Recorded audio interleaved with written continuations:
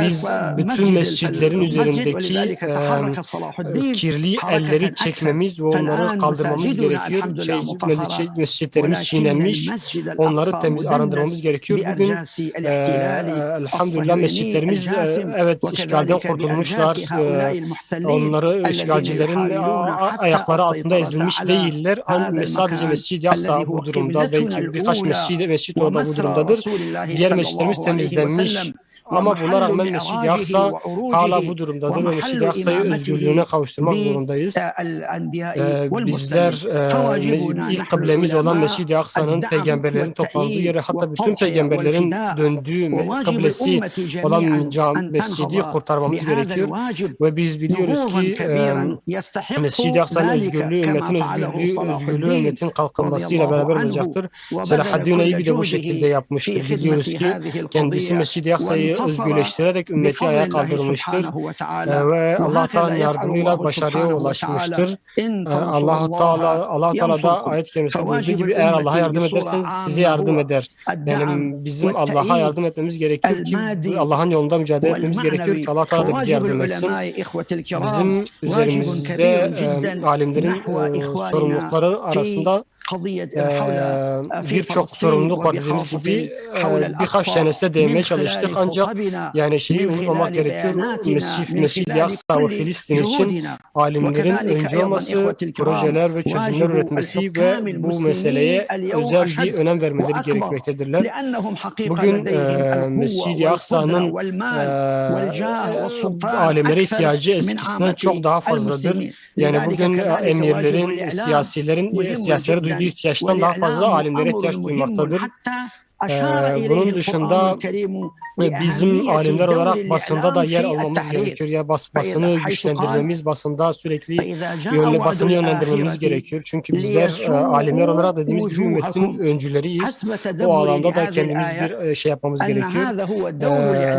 Bugün yine ve ayette buyurduğu gibi Mescid-i Aksa'ya daha önce girdiniz, tekrardan girip o Siyonistleri, o Yahudileri oradan kovacaksınız buyuruyor İsa suresinde. İşte bugün o tekrardan ikinci zafer geliyor inşallah.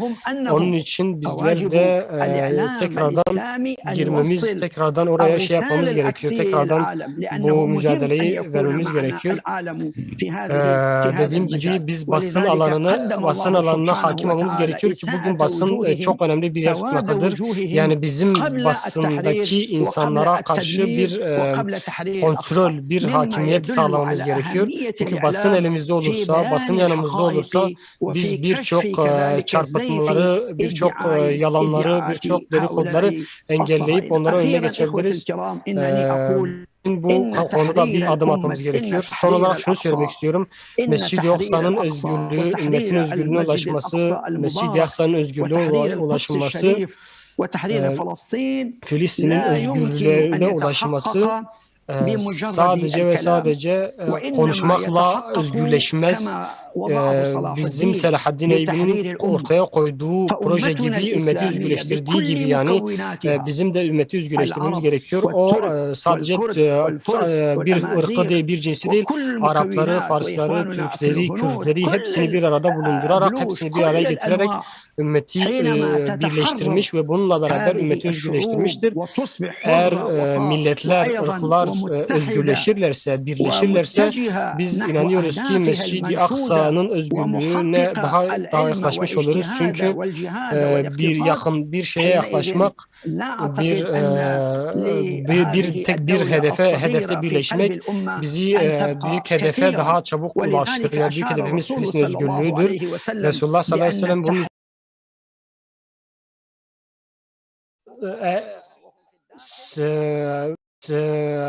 bölgenin